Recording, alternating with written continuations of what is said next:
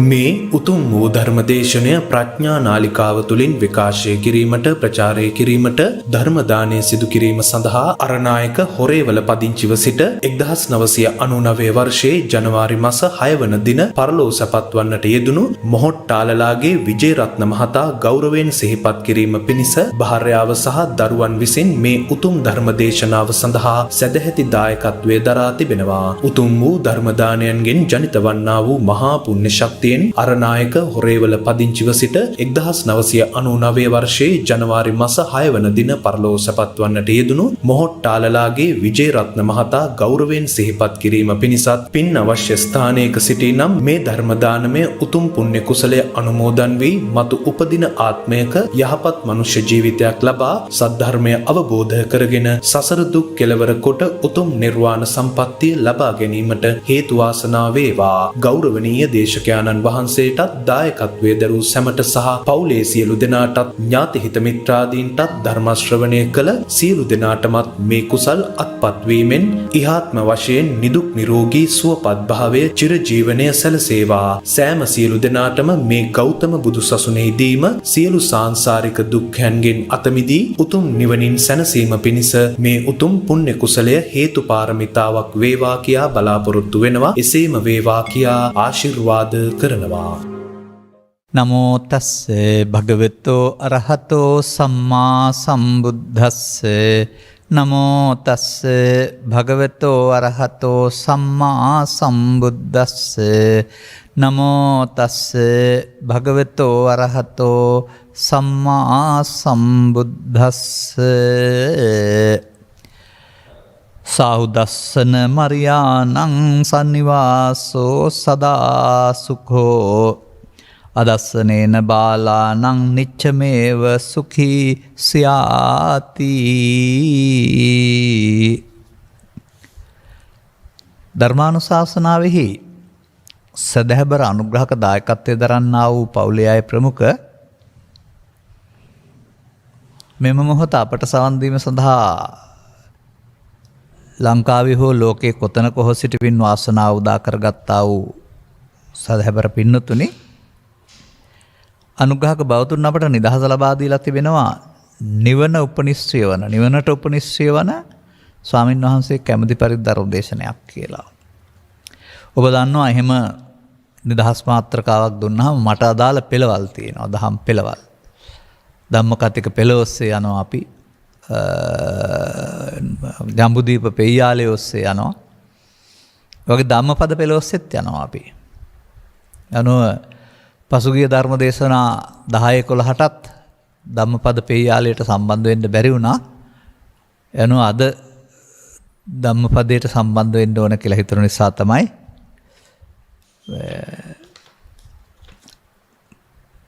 ධම්මපදේ සුඛ වර්ගය තුල පවතිනා වූ තවත් ගාථාවක් විවරණය කිරීම සඳහා අවස්ථාව යොදාගත්තේ.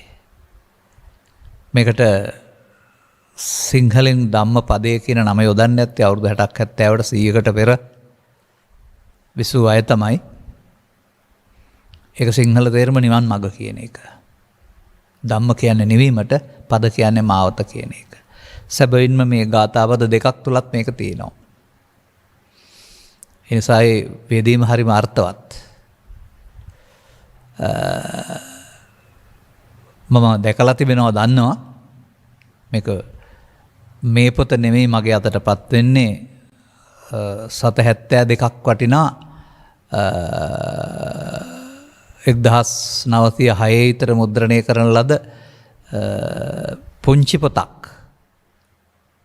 අතේ තියාගන්න පුළුවන් ප්‍රමාණය. තවමත් මගේ ළඟ ඇති, දැන් ඒක පාවිච්චි කරන්න බෑ. ඒ වගේ අත්පොතක් වශයෙන් ඕක භාවිතා කළ බව සහ අන්‍යාගමික අය පවා යම් යම් කරුණු ඒ සඳහා යොදාගත් බව, භාවිතා කළ බව අහලා තියෙනවා. පැරණි හිටපු නායකයින් තුලත් මෙබඳු දෙයක් තමන්ගේ අතේ තිබුණ බවත්, සමහරට හිස ගසා මරා දමන්න එහෙම තිබුණොත් එහෙම අතේ තියෙන දේ තවත් කෙනෙකුට දෙන බවත් පවා මම අහලා තියෙනවා. ඉතිහාසයේ කැප්පිටිපල වැනි අය ධම්මපදේ හෝ සද්ධර්ම රත්නාවලිය වැනි දෙයක් තමන්ගේ ඉනේ තිබිලා අනිත් අයට දුන්නයි කියනවා මේ යන්න ඉස්සර වෙලා. ඒකට ඔවුන් ඒ ජීවිතේ කටුක අවස්ථාවලදී මෙයින් යම් දෙයක් ප්‍රයෝජනට ගන්නවා. මේකට අදාළ කතාවක් තියෙනවා. ඒක තියෙන සද්ධර්ම රත්නාවලියේ. මම 1980 කාලේ කියවලා ඉවර කරපුවා. ඒ මතකයෙන් තමයි මතක් කරගන්නේ. අදත් ඕනනම් වෙලාව තිබුණොත් මේක අරගෙන අහවල් කතාව කියලා කියන්න දන්නවා. ඒ කතාව කියලා බණක් කියන එක තමයි අවුරුදු 50ක් 60කට ඉස්සෙල්ලා ධර්ම දේශනාව කියලා බොහෝ දෙනා සලකනු ලැබුවේ. අප නම් මේ කතාව ගන්නේ මේ ගාතාව ගන්නේ කතාව කියන්න නෙමෙයි. මේක අපේ ජීවිත කතාව බවට පත් කරගන්න. එදා මේක අති සිද්ධියක් වශයෙන් ඇහුවට ඒක පරණි මල දෙයක් කරුණාම වැඩක් වෙන්නේ නැහැ. ඔය ගායකයෙකුත් කියනවානේ මතකේ නම් වූ මලපත පෙරලා මලගියේ සිහිපත් කළ මැත කියලා. එහි මොනවද ඇත්තේ කිසිත් නැත හිස් බව කී ඇත්තේ කියලා. ඉතින් ඕක ආය අපි අරගෙන මේ අර ගවයා අමාරලා කනවා වගේ ඕක කියව ඉන්න ඕන නෑ. නමුත් මේවා හැමදාම සර්වකාලීනයි. වර්තමානයේ මිනිස්සුන්ගේ ගැටලුවට අදාළයි. මේ පද දෙක තියෙන විදිහ පොඩ්ඩක් අපේ දහම් පෙළට වෙනස් විදියක්. දැන් අපමාදෝ අමත පදම් පමාජෝ මත්තුනෝ පදම්. පළමු අප්‍රමාදය පෙන්නලා පස්සේ මේ ප්‍රමාදය පෙන්නනවා. නමුත් අපි කියනකොට ඉස්සර වෙලා ප්‍රමාදය පෙන්නලා අප්‍රමාද නැහැටි පෙන්වන්නේ. අනිකුත් හැම ගාතාවකම දුක්ඛ ධම්ම පරියාය ඉස්සරලා පෙන්නලා නිරෝධ ධම්ම පරියාය පස්සේ පෙන්වන්නේ. පරිහාන ධම්මං ඕබික්වේ දේශාමි මම ඔබට පිරිහෙන හැටි දේශනා කරනවා. අපරිහාන ධම්මංච නොපිරිහෙන හැටි පසුව. වැරදුන හැටි කියා දී නිවැරදි කරන එක. එනිසා මේ ගාථා පද ටික මම පැහැදිලි කිරීමේදී මාරු කරන ලබනවා. මේක මේ දස්සන කියන වචනයටත් ක්‍රියාම් අර්ථයක් දණ්ඩ වේ වගේ පේනවා ටිකක් ගැඹුරු. පළමු පද දෙකේ අර්ථය සරලව මම ඉස්සලා කියන්නම් ගැඹුරට පස්සේ යමු අපි. මේ සාහු කියන්නේ යහපති කියන එක. සාහු දස්සනං අරියාණං. එතකොට ආර්යයන්ගේ දැක්ම යහපති. එතකොට පුද්ගලයන්ගේ දැක්ම කියලා ගත්තොත් මං හිතන්නේ නැහැ ඒක එච්චර සාර්ථක වෙයි කියලා. මොකද බාහිරෙන් ඇස් දෙකෙන් ආර්යයන් දකින්න බෑ. එහෙනම් ඉතින් කොණ්ඩඤ්ඤතවස බුදුන් වහන්සේ බුදු වෙලා ඉන්න බව දකින්නේ නැතයි ඔය ඉස්සලා වඩිනකොට. බුදු වෙන්න බැරුව ශරීරය අලංකාර කරගෙන එනවා කියලා කිව්ව ඇරුණාම. ඒ නිසා මේ දස්සන කියන පදේ තේරුම පුද්ගලයෙක් දැකීම වෙන්න බෑ. ඊට වඩා එහාට දැක්මක්. ආර්යයන්ගේ දැක්මට ඔබ එන්න ඕනේ. අන්න ඒකයි මේ කියනව ඇත්තේ. ඒ වගේම සන්නිවාසයේ සදාසුකෝ ඔවුන් සමග එක්ව වාසය කරන එකත් නැත්නම් ඒ ආර්ය දර්ශනයට එක්ව වාසය කරන එකත් හැම කල්හිම සැපගෙන දෙනවා. ඒක කරන්නේ කොහොමද කියලා අපි පැය අවසන් කාලේදී කතා කරන්න වෙනවා. ඊට ඉස්සරලා මෙන්න මේක බලන්න. අදස්සනේන බාලානං නිච්චමේව සුඛී සදා. නියත වශයෙන්ම සැපගෙනක් දෙනවලු. මොකක් කළොත්ද? බාලයන්ගේ නොදැක්මෙන්. එතකොට බාලයන්ගේ නොදැක්ම කියන්නේ මොකක්ද? අසේවනාච බාලානං කියලාත් ඔබ කතා කරන්න ඔය. බාල පුද්ගලයන් සේවනය කරන්න එපායි කියලා. මේක අපිට හුරු වෙන්නේ මේ දෙදෙනෙක් අතර පරතරයක් සහිත දෙදෙනෙකුගේ පුද්ගල ඇසුරක් වශයෙන්. ඒකත් සාමාන්‍ය සමාජයට හරි. දසවස්තුක සම්මාදිට්ඨියට හරි. නමුත් ආර්ය සම්මාදිට්ඨියට හරියන්න ඕන මීට වඩා ගැඹුරින් කියලා මම දකින්නේ. නියත වශයෙන්ම සුඛ ගෙනත් දෙන්නේ බාලයන්ගේ දැක්ම Tamanට නැතුවම. Tamanටත් තිබෙන්නේ බාලයන්ගේ දැක්මක් නම් ඒකෙන් සුඛ ගෙනත් දෙන්නේ දුක ගෙනත් දෙනවා. අන්න අපි මේ බාලයන්ගේ දැක්මෙන් ලෝකේ බලන හැටි සහ ඒන් දුක ගෙනත් දෙන හැටි තේරුම් ගත්තාම තමයි අසේවනාච බාලානන් තේරෙන්නේ. දැන් 2010 කාලේ නැත්නම් 1985 90 2010 කාලේ මේ ලංකාව නැමැති පුරුෂයාගේ හිස්සරදයක් හැදලා තිබුණා උතුරු නැගෙනහිර දෙපැත්තේ. ඒක පුරුෂයෙක් වශයෙන් ගත්තොත් හිස තේන උඩ පැත්තේනේ. ඒ කියන්නේ මේ පැත්තේ ප්‍රශ්නයක් හටගෙන මේක අනිත් අයට හිස්සරදයක්. මේහිදී එහි නායකකාරකාදීන් ඔවුන්ගේ ගෝලයින්ට උගන්වලා තිබුණා මේ වෙනුවෙන් දිවිනසා ගන්න එක සුගතියට යන වැඩක් කියලා. ඔය මිනිස් බෝබ බවට පත් වුණේ දිවිනසා ගන්නා ඒ විදිහට රට වෙනුවෙන් නැත්නම් ජාති වෙනුවෙන් මැරුණට කමක් නැහැ කියලා වුන් දෘෂ්ටිගත කරලා තිබුණ නිසා. නමුත් අපට තේරෙන ධර්මයන්ට අනුව කෙනෙක් ඒ වගේ අවස්ථාවක මැරෙන්නේ ආදරෙන් කරුණාවෙන් නැත්නම් පිනෙන් නෙවෙයි. අනිවාර්යෙන් තරහෙන්. එතකොට ද්වේෂ නැත්තම් ව්‍යාපාද විතර්කයෙන් මිය ගියාම ඒකට අදාළ දුගතියක් හම්බ වෙනවා ඇරුණාම ත්‍රිපිටකයේ පුරාම ලෝභ දේශ මොලින් පරලෝක ගිහින් සුගතිගාම වෙනවා කියලා හැම නෑ. එක ගාථාවකවත් එක සූත්‍රයකවත්. එතකොට අර ඔවුන් දෘෂ්ටිගත කළා වැරදි පැත්තකට. දැන් ඊට පස්සේ මෙතනින් එහා පැත්තට ජීවිතය ගැන අපි දන්නේ නැහැ. නමුත් කෑලි කුඩු වෙලා තමයි මේ යන්නේ ඉන් එහාට. එතකොට අර අනුන් කියපු දෙයක් පිළිගත්තා වෙනවානේ. ඔය මෑත දිස් දුවන සිද්ධියකිත් එහෙම තිබුණානේ. ඔය අන්තිමට දැන් බැලුවාම පූජ්‍ය පක්ෂයමයි ඔවුන් පොළඹවලා තියෙන්නේ. බැලුවාම අන්‍ය ආගමික සංකේත විනාශ කරන්න එක පැත්තකට, තව පැත්තකට හදලා තියෙනවා ආගම කාමයේ විඳින්නට. ඒකේ නීත් සාමාන්‍ය ලෝක ස්වභාවය අනුව එක්කෙනෙකුට එක්කෙනෙක් දීලා තියෙනවා. නමුත් ආගමික වශයෙන් ගත් කල එකට 7ක් හදා ගන්නවා ආගමික සංශෝධනයන්හිදී. ඒ කාමයන් විඳීම සඳහාම තියෙන ආගම්වල 7ත් මදි වෙලා පරලෝකයෙන් 72ක් විඳින්නද කොහෙද ඊට පස්සේ ආගම වෙනුවෙන් දිවිනසා ගැනීම හොඳයි කියලා අර දෘෂ්ටිගත කරනවානේ. එන් කොයි මිනිස්සයාද පිළිගන්නේ ජීවත් වෙන්න ආස ඇති මිනිසුන් මරලා සුගතිගාමී වෙන්න පුළුවන් කියලා. මොකද මේ බුදු දේශනාව මොකද්ද? සබ්බේසං ජීවිතං ප්‍රියං. තමන් හැමෝම ජීවිතයට ප්‍රියයි. ඕන්නම් හිතලා බලන්න කියලා තියෙනවා අත්තානං උපමං කත්වා. තමන් උපමා කරලා හිතලා බලන්න. තමන් මරුන් කණ්ඩ මේ යන්න කැමතිද? නැහැ. නැත්නම් අනිත් අය මරන්න යන්නේ මේ ලෝකේ මොනම එකක් නිසාවත් අයිතියක් නැහැ. තමන් මරණයට කැමති නැත්නම් මොනම කාරණයක් නිසාවත් තවත් කෙනෙක් මරන්නට අයිතියක් නැහැ. රටේ පවතින නීතිය නම් තියෙන්නේ තමන් මරන්න ඉස්සලා ගැලවෙන්න මොකක් හරි කරාට කමක් නැහැ කියලා අරුණාම. එතකොට මේ ඝාතන වලට යන අය සිවිදනසා ගන්නට යන අය ආදරෙන් යන්නේ නැහනේ. මේ සඳහන් පරිදි ලෝභයෙන් මෝහෙන් ද්වේෂයෙන් මෝහෙන් යන්නේ. ඒ කියන්නේ ඔවුන් ගමට සමට රටට සමාජයට අයහපතක් කරන අතර තමන්ටත් පරලෝ වශයෙන් දිගු කාලින අයහපතක් කරගන්නවා. මොකක් නිසාද? බාලානන් දස්සනේන බාලයන්ගේ දැක්මෙන් ලෝක දිහා බලපු නිසා. තව මෙහාට අපි ඔක ගේනවා ටිකක්. ඔය දරුවෝ හැදෙන වැඩෙනකොට මව්පියන්ගේ ඇසුරෙන් දරුවෝ අහිංසකයි අවංකයි දුම් හැටියක් පානය කරලත් නැහැ මත්පැන් බීලත් නැහැ. නමුත් ඕකටත් ගුරුවරු ඉන්නවා මල ගෙවල් වල. මත්පැන් අගුරක් බීවට කමක් නැහැ, සිගරට් එකක් බීවට කමක් නැහැ කියලා. පාටි වල ගිහිල්ලා ගුරුවරු ඉන්නවා බීවෙ නැත්නම් සමාජයේ තැනක් නැහැ. එහෙමයි ඒගොල්ලොන්ගේ තැන බොන මිනිස්සුන්ට තියෙන තැන. අනිත් අයට තැනක් නැහැ. කියලා තමයි ඔවුන්ගේ අර මනස අවුල් කරන්නේ නැත්නම් විකෘති කරන්නේ. ඕන් ඊට පස්සේ අරකට පොළඹවනවා. දැන් බුදුදහම අනුව ගත්තාම සුරාමේරේ මජ්ජ පමාදට්ඨානා. මේ බුදුසමය අප්‍රමාදයක් පෙන්නනවා දුක මිදෙන්න සඳහා. ඒකට බාධා ඇති කරන එකක් තමයි මේ ප්‍රමාදය කියලා කියන්නේ. එතකොට මේ ප්‍රමාදයට උදව් වෙන දෙයක් තමයි සුරාවහා මේරේ කියන්නේ. ඒ නිසා එකෙන් වැළකීමට වේරමණී වළකින්නයි ඕන. මේ සුරාමේරේ මජ්ජ පමාදට්ඨානා වේරමණී ශික්ෂාපදයේ කියන අයම තරුණ පරපුරය බොණ්ඩ පොළඹවනවා. එතකොට ඔවුන්ගේ දර්ශනය මොකද්ද? බාලයන්ගේ දර්ශනය. අනුවන දර්ශනයක්. මේ අනුවන දර්ශනය කවදාවත් යහපතක් සලසන්නේ නැහැ. මට සාමාන්‍යයෙන් ඔය ඇසුරු කරන්න නැත්තම් තොරතුරු දැනගන්න ලැබෙනවා යම් අයගෙන්.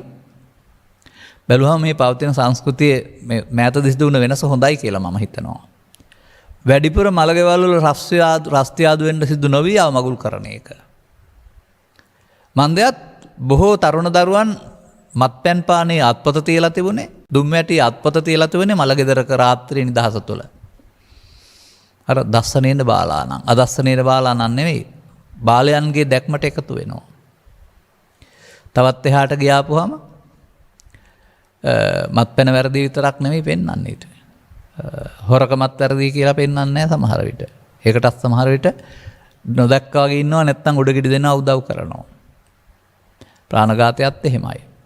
තවත් පැති ගත්තාම මෙන්න මේ විදිහට මේ Tamanගේ සිත අවුල් කරන, ඒ සිත අවුල් කිරීම තුළින් Tamanට සැනසෙල්ල නැති කරන, පරලෝ වශයෙන් ගත් කල මානසිකත්වයේ පහතට ඇහිලා මිනිස්කම අහිමි කරන මේ පාරේ යන්නට යමෙක් මේ ලෝකේ උපදෙස් දෙනවා නම් පුද්ගලයන් වශයෙන් ඔවුන්ටත් බාලයන් කියලා කිය හැකියි. මේ මතයේ පිළිගැනීමම දස්සනේන බාලානම්. එනම් මෙතන පෙන්වන්නේ අදස්සනේන බාලන්න ඉච්ඡමේ සුඛී සදා නියත වශයෙන්ම සැපගෙනත් දෙනවා බාලයන්ගේ දර්ශනේ නැත්නම්. එනම් බාලයන්ගේ දර්ශනයෙන් බැලුවොත් නියත වශයෙන්ම දුක ගෙනත් දෙනවා. අන්න අපට මේ හැදෙන වැඩෙන තරුණ පරපුරක් සඳහා මේක ඉස්සෙල්ලා උගන්වන්න ඕන. මේ බාලයන්ගේ දර්ශනය තමන්ගේ දර්ශනය බවට පත් කරගන්න එපායි කියලා. මේ දර්ශනය කියන්නේ ඇහැට පේන එක නෙවෙයි. විෂන් කියන්නේ දැක්ම. දැක්ම. අනේ දැක්ම සාමාන්‍යයෙන් ලෝක දිහා බලලා හේතුඵල වශයෙන් බලලා ප්‍රතිඵල දෙස බැලීම තුළින් සාමාන්‍යයෙන් එහෙමත් මේ ධර්ම ග්‍රන්ථවල පවතිනවා. මේ යමක් හරිද වැරදිද කියලා තේරුම් ගන්න ඒ ක්‍රියාවෙන් ලැබෙන ප්‍රතිඵලය දෙස බලන්න කියලා තියෙනවා. ප්‍රතිඵලය අහිතකර නම් ඒක කරන්න එපයි කියලා පෙන්වලා තිබෙනවානේ.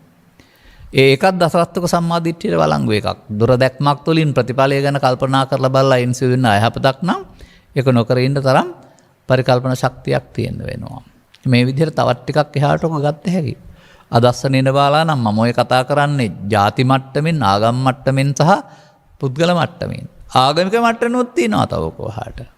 ඒකයි තේරුම් ගන්න ඕන. ඒකයි මට මුල පැත්තක් කියන්න තියෙනවායි කියලා කියන්නේ. එමනම් අපට යම් කිසි විදිහකින් නොමග යවන සුළු දර්ශනයක් කවන්න, ඒත්තු ගන්නවන්න, ඒකට ඇබ්බැහි කරන්න පුරුදු කරනවා නම් එයින් ඔවුන් අපට සලසා දෙන්නේ යහපතක් නෙවෙයි. ඉහාත්ම වශයෙන් අයහපතක්, ශාරීරික මානසික වශයෙන් අයහපතක්, පාරලෞකිකවත් පරලෝ වශයෙන්ුත් අයහපතක්.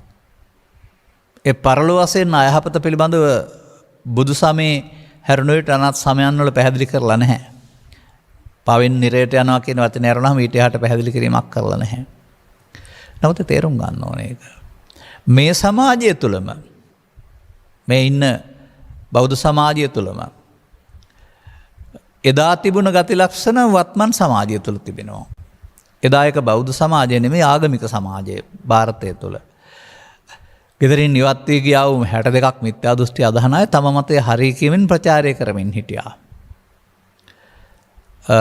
සඩ්ශාස්ත්‍රවරුන් ප්‍රමුඛ මේ අයගේ ඉගැන්වීම් තථාගතයන් වහන්සේම මක්කලි ගෝසාලලා අපායට යවන කෙමනක් කියලා පෙන්ලා තියෙනවා. මොකද මිත්‍යා දෘෂ්ටියටම පොළඹම වෙයින් පව් පුරවගෙන ජීවිතය එහා පැත්තට යන්න සිදු වෙනවා. ඒ නිසා ඔහු අපායට යවන මොකයක් ඔහුට තිබෙන්නේ කියලා කෙලින්ම මේ අදහස විවේචනය කළා, පුද්ගලයා නෙවෙයි. ඒ වගේ එදා ඒ ගැටලුව තිබුණේ බුදු සමයෙන් පිටස්තරව අනිත් ආගම් මට්ටමින්. අපට අද මේ ගැටලුව තියෙන්නේ අනිත් ආගම් මට්ටමින් අපට කතා කරන්න අයිතියක් නැහැ. අපේ ආගම මට්ටමිනුත් මේක තියෙනවානේ. කවුද ලබාගත්ත මිනිස්සෙකුට ජීවිතේ නිවීමටපත් වෙන එක සැපයි කියලා කියන අය කී දෙනාද ඉන්නේ? නිබ්බානම් පරමං සුඛං කියව මරණින් පස්සේ ඔක තියෙන්නේ කියලා එතෙන්ට යන්න පාරක් කියලා දෙනවා. එහෙම නැත්නම් නිබ්බානම් පරමං සුඛං කියව අනාගත බුදුරජාණන් වහන්සේගේ බණ අසා චතුස්සත්‍ය අවබෝධයෙන් දැන් සතරේ ඇවිදින්න පින් කරන්න කියලා දෙනවා. මේ දස්සනත් මම කියන්නේ බාල. මේක හොඳ දර්ශනයක් වෙන්නේ නැහැ. ඒක ඔවුන්ගේ දැක්මට හරි ඇති. නමුත් මේ ත්‍රිපිටකයේ සඳහන් යම් කරුණු එක්ක සංසන්දනය කිරීමේදී බුදුන් වහන්සේ කවදාවත් මෙහෙම වදාරලා නැහැ කියන එක අපට තේරෙනවා. ඒ ගමන මොකද්ද? සසරේ ප්‍රමාදය. පමාදෝ මච්චනෝ පදං කියලානේ බුදුන් වහන්සේ වදාරලා තිබෙන්නේ. පමාදෝ අමත පදං එහෙම කියලා තියෙනවද? අපමාදෝ අමත පදං. ලබාගත් ජීවිතය තුළ බුදුන් වහන්සේ වදාළ පරිදි අප්‍රමාද වීම යහපත් කියලා වදාරලා තියෙනවා. අරනහම කිසිවෙකුටත් ප්‍රමාදය යහපත් කියන්නේ. ප්‍රමාදය යහපත් කියලා ගැනීම අනිවාර්යෙන් එහෙමනම් දස්සනේන බාලානම් අනුන්යන්ගේ දැක්මක්.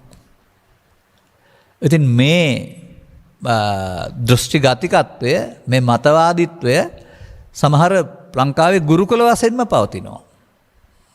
සාමාන්‍ය ගුරුකුල කියන වචනේ ඔබට තේරෙනවද මම දන්නේ නැහැ. දැන් ඔය ශාසන ඉතිහාසය තුළ පවතිනවා පංචායතන, අෂ්ටමූලායතන කියලා. ඒවා මුල් කොටගෙන ගියා වූ වෙන වෙනම කොටස්.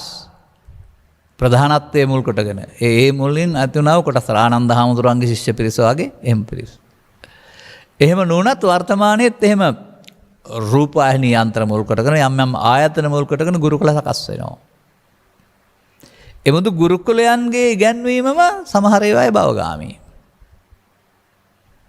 තමනුත් භවගාමී වෙමින් තමන්ගේ ශ්‍රාවක පිරිසත් භවගාමී වෙන්න උගන්වනවා.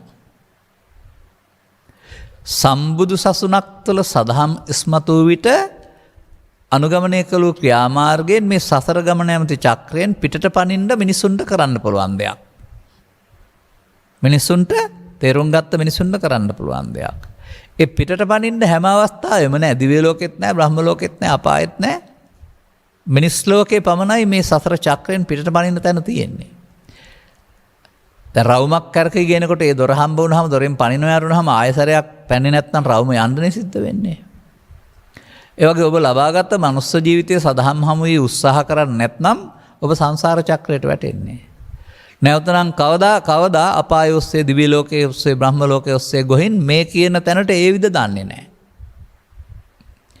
එබැවින් ඒ අවස්ථාව ලබාගත් අයට ඒ දොර වහන එක මග වහන එක මම නම් දකින්නේ නැහැ ආර්යානන්දස්සනං කියලා. ඒක බාලානන්දස්සනං.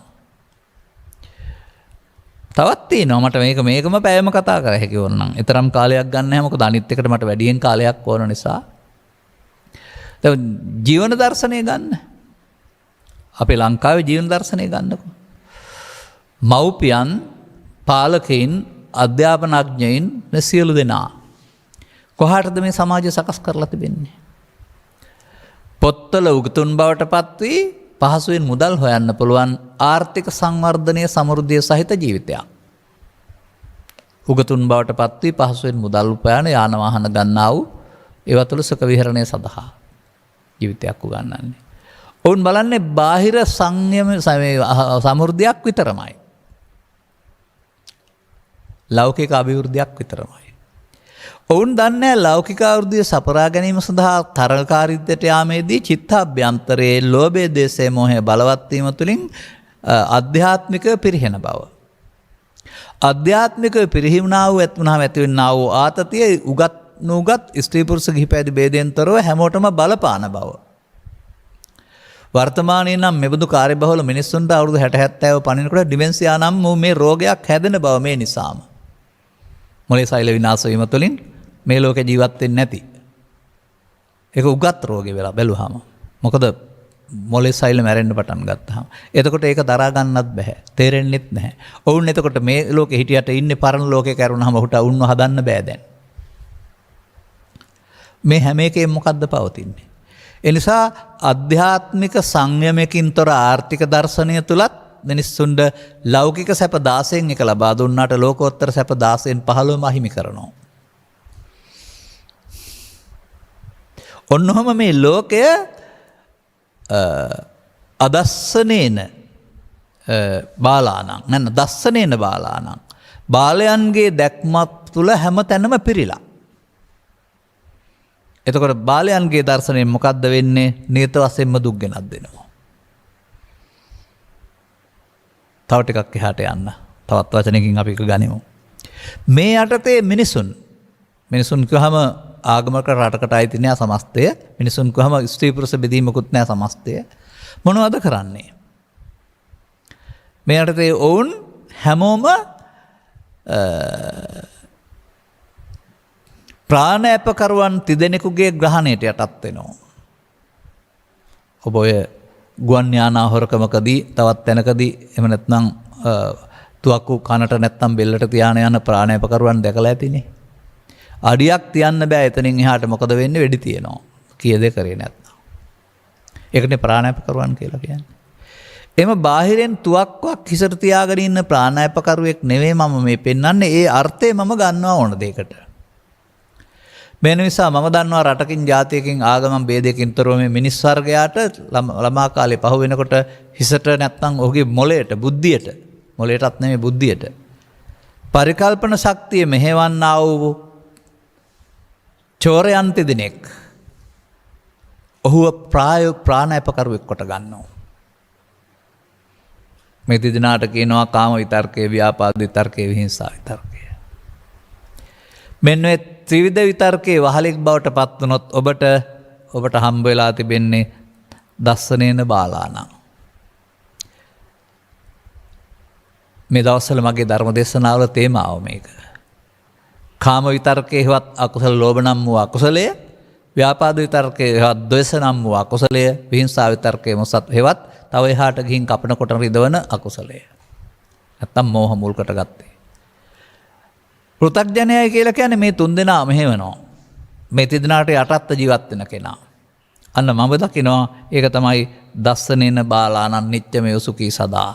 මේ බාලයන්ගේ දැක්ම තුළ මේ ඕන කෙනෙක් නිච්චමේ දුක්ඛේ සදා සුඛී සදා නෙමෙයි නියත වශයෙන්ම දුකසේ ජීවත් වෙන්න වෙනවා. අන්න එහෙම තේරුම් ගන්න පුළුවන් නම් අපට ඒ මගින් අත්මිදෙන්න. ඒ මට්ටමින් ඒ කියන දර්ශනයන්ට එකඟ නොවීම තුළ අන්න ඔබට මේ කියන අදස්සනේන බාලානං බාල දර්ශනය නැති කරගන්න පුළුවන්.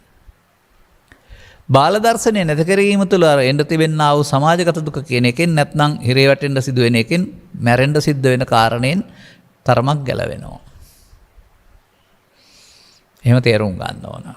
ඒ නිසා දරුවෙකුට වුණත් සමාජයේස බලා කල යුත්තේ නොකොත් හරි වැරදි පිළිබඳ තේරුම් අරගෙන ඇහැට දක්න දැක්ම වෙනුවට මෙබඳු මේ අධ්‍යාත්මික දර්ශනයෙන් යුක්තව හදන්න තරම් උන්ගේ දැක්ම පුළුල් කරන්න වෙනවා.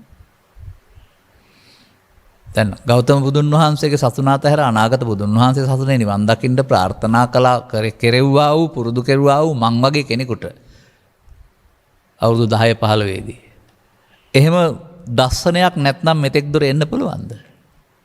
මේ දර්ශනේ නම් වෙන්න බෑ කියලා ඉන්හාට හොයපේකේ ප්‍රතිඵලයක් තමයි අපි අද කියන දේවල් කියන්නේ. ඊට පෙරත් මේවා මේ පොත්වල තිබුණා. එළියට ආවේ නැහැ. අන්න එහෙම අර ආර්ථික සමෘද්ධිය සඳහාම චින්තනය මුවහත් කිරීම වෙනුවට අධ්‍යාත්මික සංයමකින් තොර ජීවිතයක සැප නැහැ කියලා දරුවන්ට එත්තු ගන්නලා ඒක රැකගෙන ආර්ථික සංවර්ධනය කරන්න උගන්වන්න වෙනවා. මං හිතනවා මේ පළවෙනි අගපද දෙක සම්බන්ධයෙන් කතා කරන එක ඇති කියලා. මොකද ඊටු එකට ටිකක් හරි වැඩිපුර කාලය ඕන.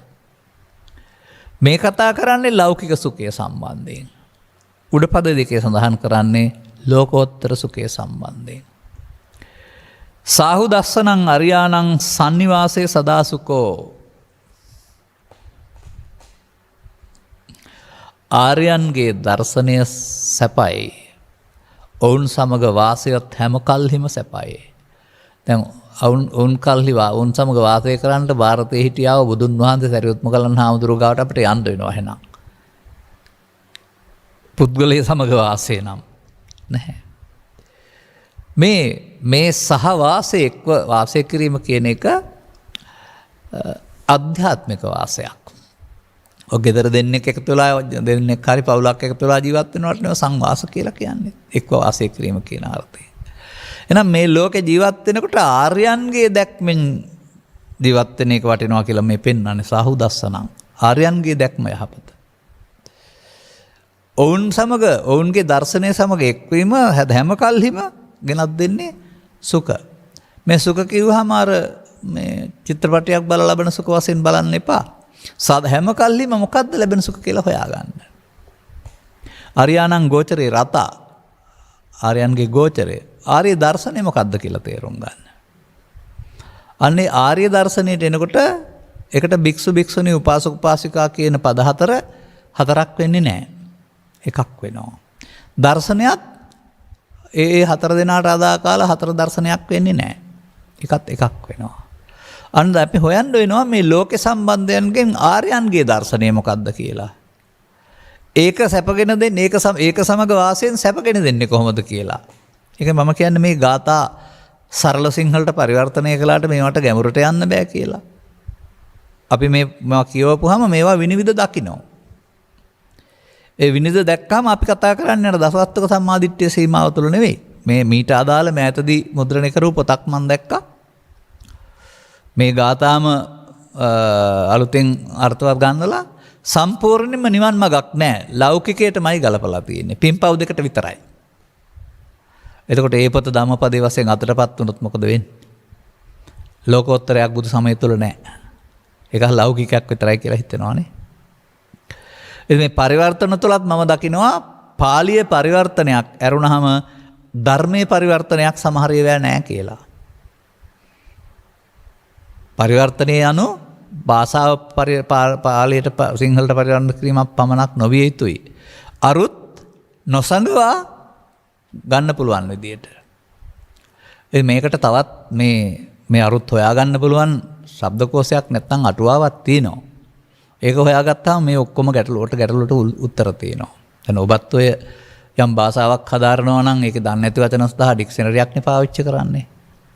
ඒ වගේ බුදු සමයේ ඉගැන්වීම් සම්බන්ධයෙන් පැහැදිලි කළා වූ දේශනාවට කියනවා අට කතා කියලා. අට කතා ආර්ය පුද්ගලයෝ ලියව නම් බොහෝ විට හරියදී ලෞකික පුද්ගලයෝ ලියුවොත් එහෙම ඊට පස්සේ තමන්ගේ අර්ථයකට දාන්නේ. මේ පිළිබඳව මට මතකයි මට 1970 80 විතර කාලේ පොතක් කියනකොට හම්බ වුණා උපහාසාත්මක වචනයක්. කීප කෙනත් මට මතකයි. නමුත් මම නම කියන්නේ නැතුව කියන්නම්. මොහු දැන් නැතුව ඇති සමහර විට. හරියට බුදු සමයට අටුවා ලීවා වගේ කියලා. මේක උපහාස රසෙන් පිරි කියමනක්. මන් දෙයත් බුදුවරු පැහැදිලි කරන්න පුළුවන් දේ ඉතුරු නැතුව පැහැදිලි කරනවා. ඊට වඩා එහායින් පැහැදිලි කරන්න පුළුවන් කෙනෙක් ඊට පස්සේ අය අතර පහළ වෙන්නේ නැහැ. ආසන්න වශයෙන්වත් හිටිය සරියුත් මහරහතන් වහන්සේ මහා කාශ්‍යප මහරහතන් වහන්සේ විතරයි. ඒ කියන්නේ බුද්ධ වචන වලට ඊට එහා ගැඹුරු අටුවාවක් දක්වන්න පුළුවන් අය පහළ වෙන්නේ නැහැ. එහෙනම් පෘථග්ජනයින්ගේ අටුවා පැත්තකින්ම තියන්න වෙනවා. නමුත් ඔබ ළඟ තියෙන අටුවාවක්. මේ සම්පූර්ණ බුදු සමයම විග්‍රහ කරලා තියෙන්නේ පංචස්කන්ධය පංච උපාදානස්කන්ධය මුල. පංච උපාදානස්කන්ධයේ හැදෙන හැටි පංච උපාදානස්කන්ධෙන් මිදෙන හැටි. පංචස්කන්ධේ පංච උපාදානස්කන්ධයේ පොතේ නෙමෙයි තියෙන සෑම කෙනෙක් ගාම තියෙනවා. අන්න ඔබට ඔබ ළඟ තියෙනා වූ මේ පංචස්කන්ධේ නැමැති අටුවාව තේරෙනවා නම් පංච උපාදානස්කන්ධේ නැමැති අටුවාව ඒ අටුවාවට මේ ඕන සූත්‍රයක් දාලා ලියන්න පුළුවන්. ඒ මම කරන විදිහ. ඒකයි මට මේ ගාථාවලට ඔබ දකින්නට වඩා ගැඹුරු අර්ථ තියෙන්නේ. ආර්යයන්ගේ දර්ශනය මොකද්ද? මේ සාහු දස්සනං අරියානම් අපි තේරුම් ගන්න ඕනේ. මේ ලෝකේ මිනිස්සු කොහොමද දකින්නේ? බාහිර ලෝකේ රූප ශබ්ද ගන්ධ රස තියෙනවා. ඒවා සැප තියෙනවා. ලාභාලාභ සැප දුක් જાතියක් තියෙනවා. ලෝකේ ඒවා නිසා අපට සැප දුක් ගෙනත් දෙනවා. මේකනේ අනාර්ය දර්ශනය කියලා කියන්නේ.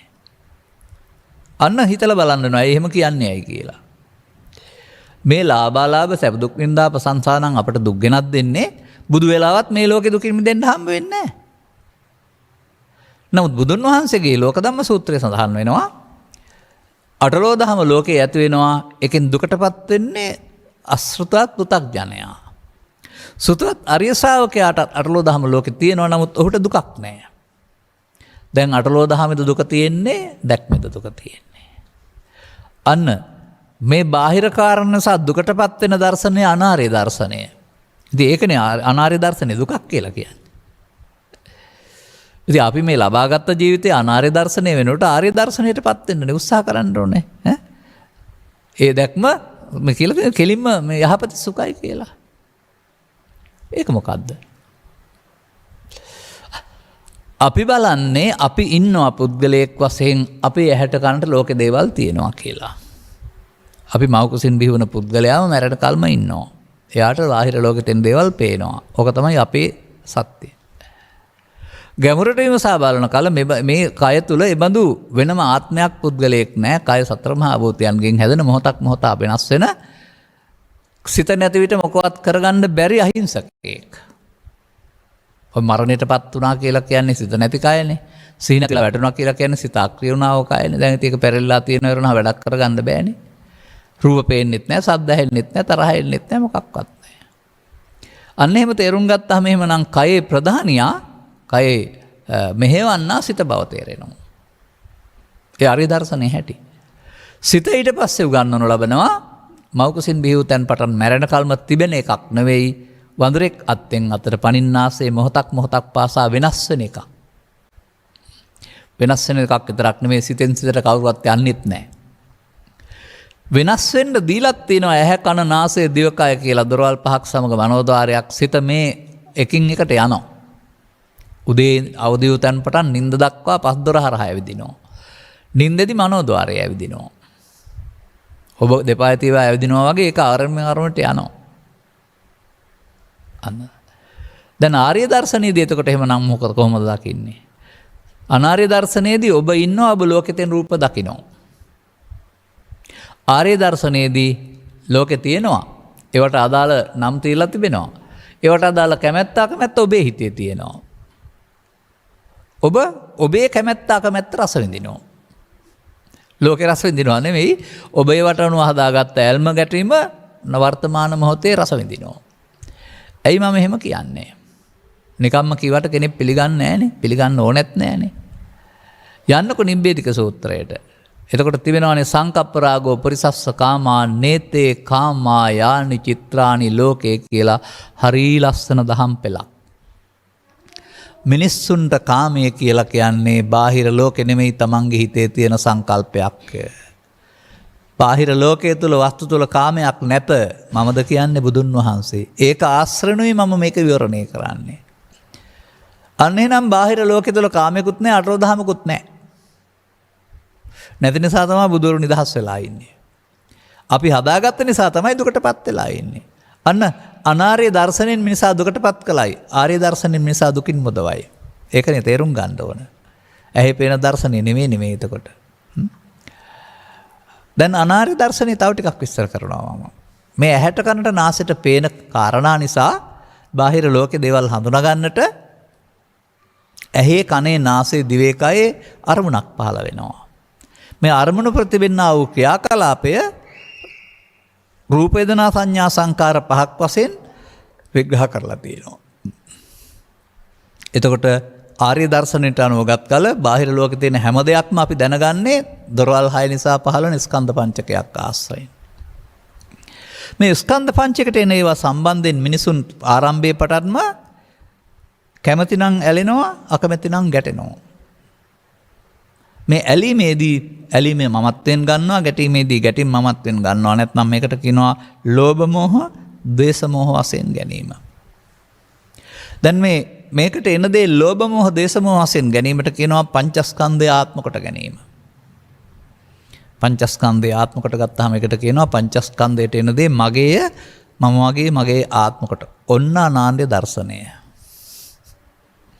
ඔය අනාර්ය දර්ශනයේ ඉන්පසු මොකද වෙන්නේ? පංචස්කන්ධේ පංච උපාදානස්කන්ධයක් බවට පත් කරලා යලි විපාක දෙන්න හේතුවක් චිත්ත අභ්‍යන්තරයේ ඉතුරු කරමින් ඔබට පව ඔස්සේ පින ඔස්සේ ධාන ඔස්සේ සතරක් හදනවා.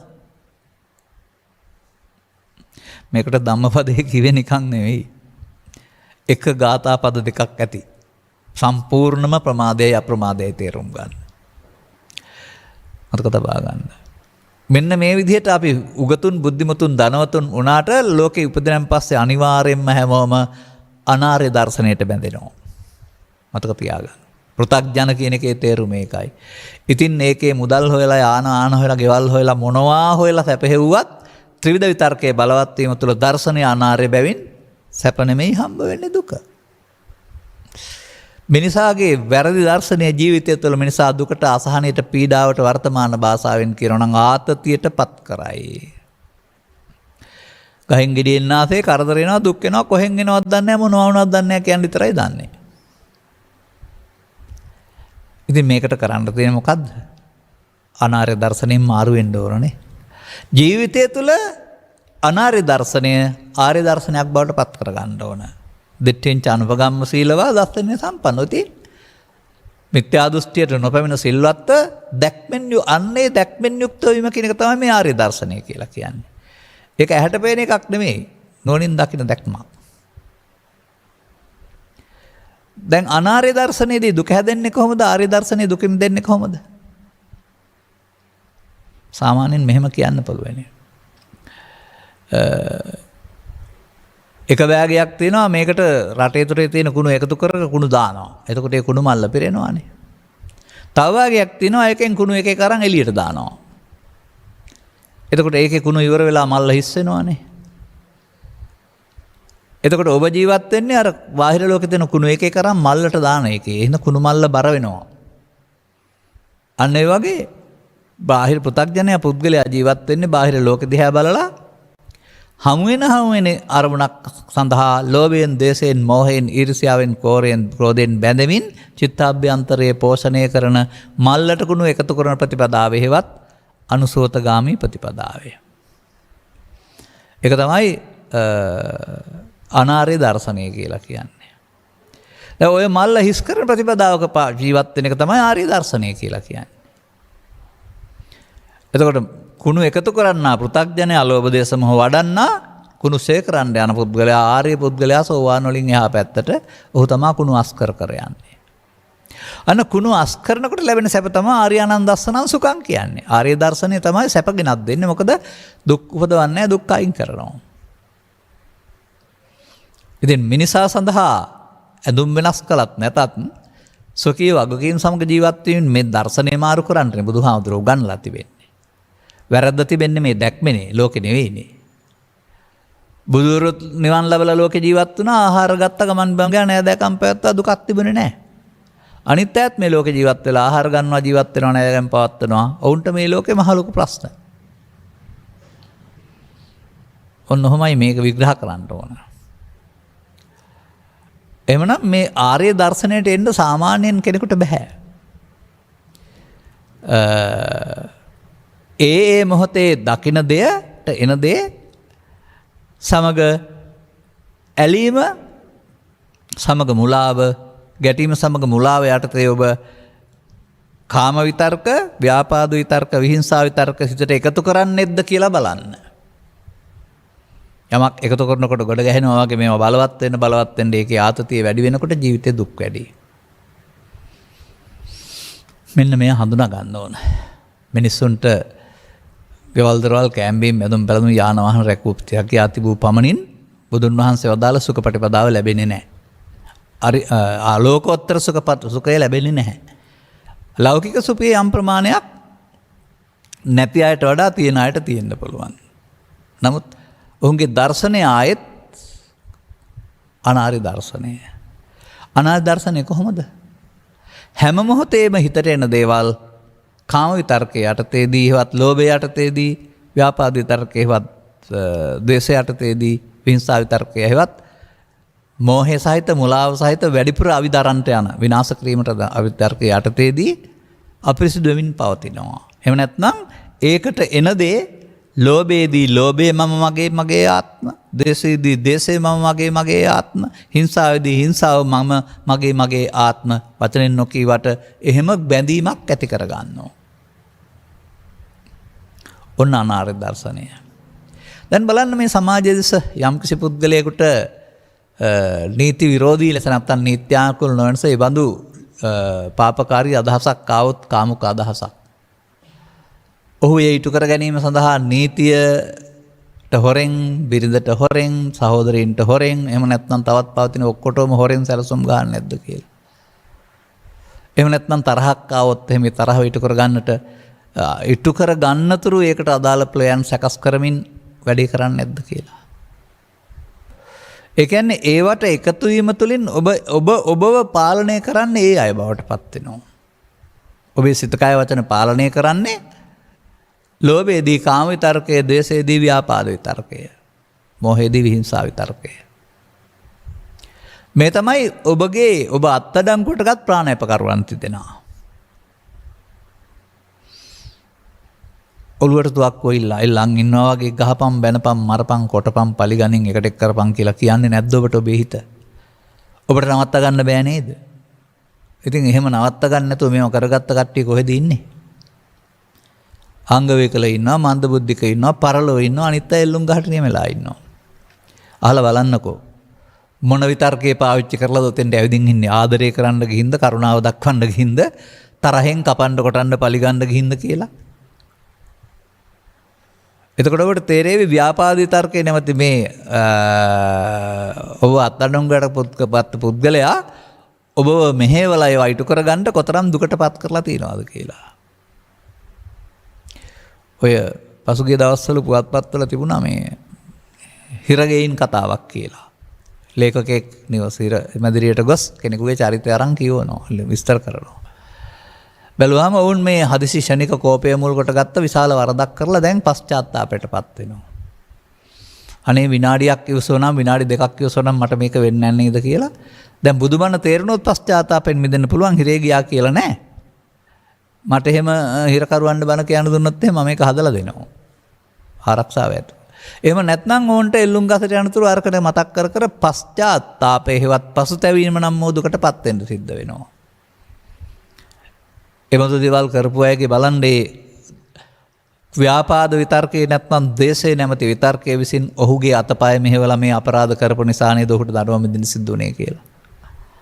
මම නැවතත් කියනවා මේ ලෝකේ අපරාධ කරන්නේ මිනිස්සු නෙවෙයි. ඔවුන් මෙහෙවන්නා වූ කාම විතර්කයේ, ව්‍යාපාද විතර්කයේ, විහිංසා විතර්කයේ විසින්. මේ තුන මිනිස්සුන්ගේ මනසින් ගලවා දැමීමට බුදුවරු පහළ වෙන්නේ. එතකොටයි ලෝකේ දුක් නැති වෙන්නේ. ඒවා තියෙන කල් ලෝකේ දුක් හදනවා. අන්න ඒ වැරදි කරන්නේ පුද්ගලයා නව ත්‍රිවිධ විතර්කයේ බව කියන එක ආර්ය දර්ශනය. ආර්ය දර්ශනයෙන් රටේ නීති හදලා නැහැ. පුද්ගලයා වැරදි කරනවා කියලා උන් පාලනය කරන්න තමයි නීති හදලා තියෙන්නේ. ඒක 100%ක් නිවැරදි නෑ කියන්නේ අන්න ඒකයි. එකයි බුදුවරුන්ගේ දර්ශනයේ පුදුමාකාර ගැඹුරක් තියෙනවා කියලා කියන්නේ. ඔවුන් නැත්නම් උන්වහන්සේලා මේ බාහිරෙන් හික්මවන එකක් නෙමෙයි, ඇතුළතින් ලෙඩේට මුල හොයලා හදන එකක් කරන්නේ. දැන් අපට එහෙනම් මේ එන අරමුණ ඇහැට කනට නාසයට මගේ ආත්මකට ගත්තාම අපි අහුණා අර මේ ප්‍රාණායපකරුවන් තිදෙනාට. දැන් අපිට සසරක් හැදෙනවා වරුණාම අපේ දර්ශනයේ කර්මක්ෂය වෙන්නේ නැහැ. සිත පිරිසුදු වීමට යන්නේ නැහැ. සිත පිරිසුදු වෙනවා නම් මොකද වෙන්නේ? මේ එන විතර්කයට එකතු නොවීමෙන් ඒක බැහැර වෙන්න පටන් ගන්නවා. ලොකු ධර්මයක් නැහැ අන්තිමට බලපුවම. අපි කරන වැරද්ද තේරුම් අරගෙන ඒක නොකරන සිහිය දියුණු කිරීම තුළින් ආපහු යන්න පුළුවන් වෙනවා. අන්න ලෝභ දේශ මොහ බලවත් වෙලා යන යාම අනාර්ය දර්ශනයයි ඒවා ෂේ වෙන එක ආර්ය දර්ශනයයි. ඔන්න අරියාණං සාහුදස්සන මරියාණං නැත්නම් ආර්යයන්ගේ දර්ශනයේ සැපයි සුදුසුයි යහපති කියන්නේ ඒකයි.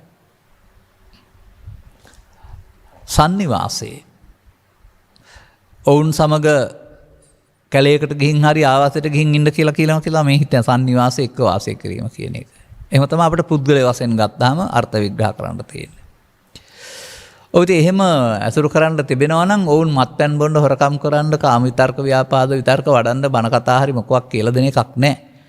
ඒවා අයින් කරගන්න මාර්ගයේම දුර්වලකම් දැක්ව තැන්වලලා කියලා දේවි. නමුත් එහෙම සන්නිවාසයකට ඉඩ නැහැ හැම දිනාටම. නමුත් ආර්ය දර්ශන සමග එක්ක වාසය කරන්න බාධාවක් නැහැ. සන්නිවාසයේ සදා සුඛෝනේ. අන්න ඒක තේරුම් ගන්න වෙනවා. ඒ හැම කල්ලිම සුව ගෙනත් දෙන්නේ ඒ දර්ශනයට එක්ව වාසය කරන එක. මේක තමන් අනුන් කියලා බලන්නේ නැතුව තමන් තුල බලන්න ඉගෙන ගන්න වෙනවා. දැන් මම කියන්නද මේ දෙක මෑතදී මම කියන ආකාරය. මේ අනාර්ය දර්ශනය තමයි මම පෙන්වන්නේ uppannam කාමවිතක්කං අදිවාසේති නප්පජහති නවිනෝදේති නබ්‍යන්ති කරෝති අනභවං ගමේති කියන්නේ අනාර්ය දර්ශනය. ඉතින් මේකට එකතු වීමෙන් සදාකාලී දුක් ගෙනත් වෙනවා හරිනේ. මොකද අප්‍රහාණය නෙවෙන්නේ. ලෝභය දේශය මොහේ අප්‍රහාණය වෙනවා කියන්නේ බලවත් වෙනවා කියන එක. එතන බුදුන් වහන්සේ පහාන සංඥා දේශනා කරනවා. පහාන සංඥාවට එක්වීම අරියාණ දර්ශනය නෙවෙයිද? ඒ සමග වාසය කිරීම සන්නිවාසය නෙවෙයිද? එක්ව වාසය කිරීම. මොහොතක් පාසාම අපට මේ හදාගත් ආකාරයට ළමා කාලේ හදාගත් ආකාරයට පුරුදු කරගත් ආකාරයට Taman ජීවත් වෙන ශේස්ත්‍රය තුල ගෘහණියට නම් නිවස තුල, මව්පියන්ට නම් දරුවන් සමග, ගොවියාට නම් ගවයින් සහ ඉඩකඩම් සමග, ජල බෙදා ගැනීම සමග, කොන්දසර් මහතාට නම් ජනතාව සමග, මගින් සමග, රියදුරාට නම් මාර්ග නීති කඩන්නා වූ පාර යන අනිත් අය සමග, ආයතනයේ ප්‍රධානියට නම් සේවක පිරිස සමග, රජයට නම් විපක්ෂය සමග, මෙකී සහ නොකී ආගම් වලට නම් අන්‍ය ආගමිකයන් සමග තමයි මේ ගැටුම තියෙන්නේ හැමතැනම. මේ වායේදීම තමයි මේ ත්‍රිවිධ විතර්කයේ බලවත් වී ඔබ නොමග යවන්නේ කාම විතර්කයේ, ව්‍යාපාද විතර්කයේ, විහිංසා විතර්කයේ. ඔන්න ඔබ අනාර්ය ගෝචරයට එකතු වෙනවා. ඔබ සන්නිවාසයේ සදා මේ අනාර්ය දර්ශනය සමග. දැන් එතකොට ඔබ දුකටපත් වෙනවා. නමුත් සන්නිවාසයේ සදා සුඛෝ කියලානේ පෙන්වන්නේ. එක්ව වාසය කරන්නේ නම් හැම කල්ලිම සැපගෙනක් දෙනවා. මොකක් නිසාද? කර්ම රැස්වීම නිසාද? කර්ම සේවීම නිසාද? ඒ නිසා මේ සන්නිවාසය කියලා කියන්නේ ඒ මොහොතේ උපදින කාම ව්‍යාපාද විහිංසා විතර්කයන්ට එකතු නොවී වාසය කිරීමටයි මේ සන්නිවාසය කියලා කියන්නේ. මතක තබා ගන්න. හරි ලස්සනට මේක තිබෙනවා ඉතින්. මෙන්න මෙතන තමයි අපි මේ බුදුසමයෙන් හඳුනා ගන්න ඕන තැන. Taman හදාගත්ත මෝඩකමකින් Tamanව පාලනය කරන බව, සිහි නැතුව ජීවත් වෙන්න ගියාම අසිහිය විසින් තවදුරටත් ඔබ අවුල් බවට පත් කරන බව ඔබට තේරුම් ගන්න පුළුවන් නම් ඒ දැක්මම හොඳ දර්ශනයක්. අනතුරු ඒ බලපෑමට ඉඩ නොදී ඉන්නට වර්තමාන මොහොත පාවිච්චි කළ යුතුයි කියන දැක්ම බුදු සමය උගන්වන බව තේරුම් ගන්න පුළුවන් නම් මේ කුණු කන්දල් ටික හිත ඇතුලේ තබාගෙන කවදාවත් නිදහස් වෙන්න බෑ. එළියට ඇවිදින් අයින් කරලම නිදහස් වෙන්න ඕන කියලා. එහෙනම් එළියට එන්න ඉඩ දෙන්න ඕනේ. එළියට ඉඳන් හිත ඇතුලේ වහගෙන ඉඳලා බෑ. එළියට ඉඳන් සමාධියක් වඩලා සමාධිය තුල පැයක් හමාරක් දවසක් ඉඳලත් බෑ. මොකද සමාධිය විසින් අර ටික වහලා දානවා. ලෞකික සමාධිය විසින්. ඒ නිසා බුදුන් වහන්සේ වදාරනවා පුද්ගලයෙකුට මේ තුන් දෙනා එන වෙලාවක් තියෙනවා. එන වෙලාවට කියනවා uppannam kama vitakkam, uppannam vyapada vitakkam, uppannam vihinsa vitakkam. අන්නේ එන මොහොතේදී පරණ පුරුදු පාරේ යමින් අනාර්ය දර්ශනයට එකතු වෙන්නේ නැතුව ඒකෙදි වුණොත් ආපහු ලෝභ දේශ මොහ වැඩෙනවා. පුරුදු පාරේ නොයා ආර්ය දර්ශනයට එකතු වෙනවා නම් ඒක මම මගේ ආත්ම වෙන්නේ නැහැ. ඒ උපන් පංච උපාදානස්කන්ධයට යලි එකතු නොවීමෙන් පංච උපාදානස්කන්ධයේ අනාත්මය බලන්න පුළුවන් වෙනවා. දැන් පංච උපාදානස්කන්ධයේ අනාත්මය නෙමෙයි අනත්ත ලක්ෂණ සූත්‍රයේ ආර්යයන්ගේ දර්ශනය කියලා දේශනා කරලා තියෙන්නේ. දෙවෙනි ධර්ම දේශනාවේදී. දැන් ඒකෙදි මොකද වෙන්නේ? ලෝභක්ඛය, ද්වේෂක්ඛය, මෝහක්ඛය වෙනවා නම් ඒකෙන්ම ලැබෙන්නේ සුඛය නෙවෙයිද? සදා සුඛය නෙවෙයිද? එහෙම මේක ලෞකිකයට ගන්න නැතුව ලෝකෝත්තර අර්ථයට ධර්ම ශ්‍රවණය කරලා වටහා ගන්න. ඒ බඳු ගැඹුරු දර්ශනයක් තිබෙන දේවල් මේවට ගාථා රත්න කියන්නේ ඒකයි. මුළු ත්‍රිපිටකයේම දේවල් මේ ගාථා පද හතරේ තියෙනවා. ඒක තේරුම් ගත්තාම කෙනෙකුට මේ ගාථාව කොතරම් වටිනවද? මොකද්ද මේකෙන් පෙන්වන්නේ අන්තිමට? මම දකිනවා. දෙවෙනි පද දෙකෙන් පෙන්වන්නේ මේකේ පෙන්වන්නේ නම් යහපත් පැත්ත දර්බාලයන් නොදැකීම හැම කල්ලිම සුදයි නිච්ච නිරත වශයෙන් සැප ගෙනත් දෙනවායි කියලා. නමුත් ඒකේ නොකිය කියනවා එහෙනම් බාලයන්ගේ දැක්ම නියත වශයෙන් දුක් ගෙනත් දෙනවා. එහෙනම් පෘථග්ජන පුද්ගලයා ජීවත් වෙමින් දුකට හේතුව රැස් කරන බව මේ පද දෙකේ උගන්වනවා. ඔහුගේ දර්ශනය මාරු වීමෙන් සංස්කාර ධර්මයන්ගේ නිස්සකාත්ම නම් වනාරි දර්ශනය සංස්කාරයන්ගේ අනිද්දක්ක නම් වූ නුවණින් දකින එකතු නොවන දර්ශනයට මාරු වෙනවා. දැන් අරියානන් දස්සන. දැන් අනාර්ය දර්ශනයේදී කර්ම රැස් වෙමින් සතර හදනවා. ආර්ය දර්ශනයේදී කර්ම ක්ෂය වෙමින් නිවීමට පමරනවා. සදාසුකෝ නෙවෙයිද? අරියානන් දස්සනන් සදාසුකෝ නෙවෙයිද? ඉතින් නැවත නැවතත් ඒක භාවිතා කරන්න ඕන. අන්න ඒක භාවිතා කරන කෙනාට මාර්ගය යන අය කියලා කියනවා. මාර්ගස්ත කියලාත් කියනවා. එතකොට මොහොතක් පාසාම අපිට කරන්න තියෙන කාරණාව මෙන්න මේ විදිහට පරණ පාරේ යන්නේ නැතුව ඒ එන හැඟීමට එකතු වෙමින් අසහියෙන් යුක්තව මගේ ආත්මකට ගනිමින් කාම විතර්කයට වහල් වී, ව්‍යාපාද විතර්කයට වහල් වී, විහිංසා විතර්කයට වහල් වී ඔබේ අතපය පාවිච්චි කරන්නට උණ්ඩ බලතල පවරන්නේ නැතුව. ඔවුන් කියලා කවුරුත් ඔබේ ඔළුව ඇතුලේ නැහැ. නමුත් මේ විතර්ක තුන බලවත්. බලවත් වුණාම ඔබ මෙහෙවනවා. සම්පූර්ණයෙන්ම ඔබ උන්ගේ අත්අඩංගුවේ. මෙන්න මේ විදිහට මායයට ආйти තුන් දෙනෙක් යටතේ අත්අඩංගුවේ ජීවත් වෙන බව අපේ බෞද්ධයෝ දන්නේ නැහැ. ඔවුන්ටම අවියාවද දෙනවා. එයින් තවදුරටත් ඔබ හිර වෙනවා. නමුත් තථාගත බුදු පියාණන් වහන්සේ ලෝකෙට පහළ වෙලා තමන් තුළින් ලෝකයක් හදමින් ලෝකයක් දකමින් මේ හතුරු හමුදාවට එරෙහිව තවත් හමුදාවක් චිත්ත අභ්‍යන්තරයේ පෝෂණය කරන හැටි කියලා දෙනවා. මේවට කාමාංග වඩනවා කියනවා, අරකට බොජ්ජංග කියනවා. ඒක සතියෙන් පටන් ගන්නවා. සති සම්පොජ්ජංග. මේවට එරෙහිව එකතු නොවෙන්න වැඩෙන සතිය ඒ මොහොතේදී පාවිතියට ගන්න දියුණු කරන්න වෙනවා. අන්න එතකොට සිතෙන් ඇතුළතින් ආපු කොටස් එකතු නොවීම නිසා බැහැර වෙන්න පටන් ගන්නවා. ඇතුළතින් ආපු කොටස් සමග එකතු වුණොත් වර්තමානයේ දුකක් බවට පත් කරමින් අනාගත දුක් හට ගන්න හේතු තිබෙනවා. මේ සතර හදන හැටි. ඒක තමයි අනාර්ය දර්ශනය. සතරක් තිබෙනවා නෙමේ මිනිසුන් දැන් කරන ක්‍රියාකාරකම් වලට අනුව කාම රූප අරූප වත්තරයට සතර හැදෙනවා. තමන් හදා ගන්නවා. අන්නේ හදන එක අනාර්ය දර්ශනයයි. ආර්ය දර්ශනය හදන එක නෙමෙයි මේ මොහොතේ නිමා කරන එක.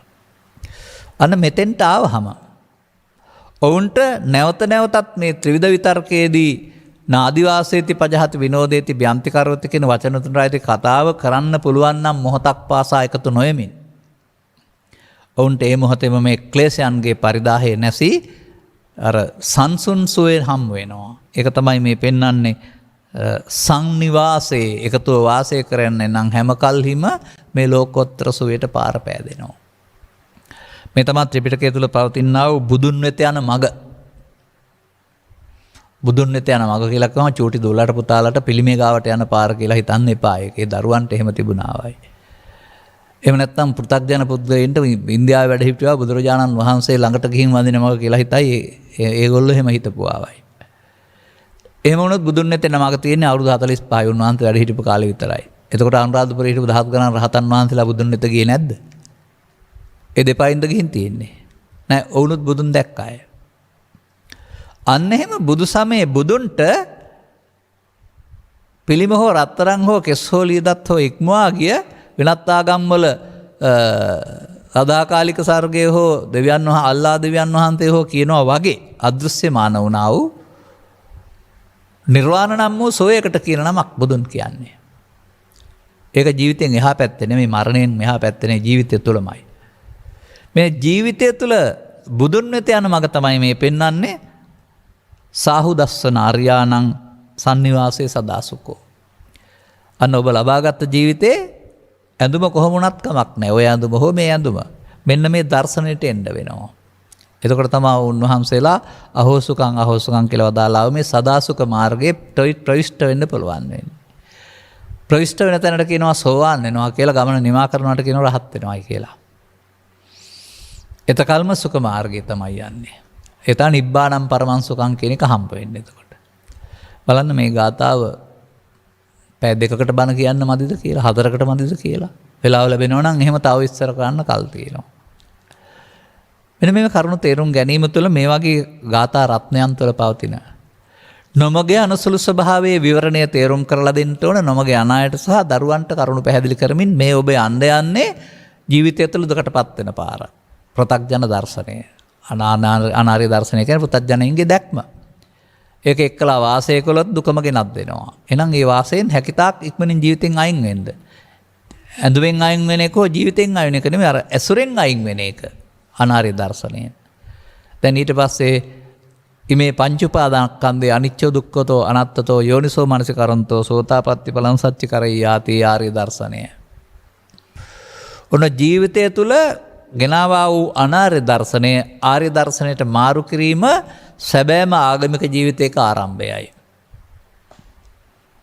නමුත් මේ දැක්ම නැති නිසා හැමම ආගමක්ම පාහේ ආගමික අධ්‍යාත්මික හොයන්න නැතුව පිටපැත්තෙන් දිනවලින් චාරිත්‍ර වාරිත්‍ර වලින් ඇඳුම් වලින් උත්සව වලින් පුද පූජා වලින් තමන්ගේ ආගම වෙනස් කරලා පෙන්වන්න හදනවා.